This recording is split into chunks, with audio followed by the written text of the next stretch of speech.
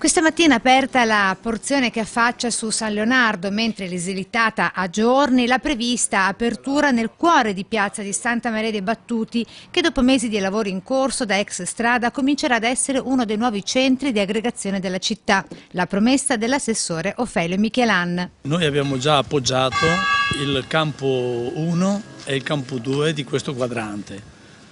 Adesso stanno terminando il campo 3 e il campo 4, la settimana prossima faranno il campo 5 e il campo 6, arriverà poi il materiale per il campo 7, che vuol dire fino alla farmacia Patelli, e credo che per le feste di Natale gran parte di questa piazza sarà aperta. Cantieri aperti da maggio scorso e che, salvo imprevisti, dovrebbero concludersi con i primi mesi del nuovo anno. Il cronoprogramma è già firmato e sottoscritto, conclusione dei lavori verso metà di febbraio.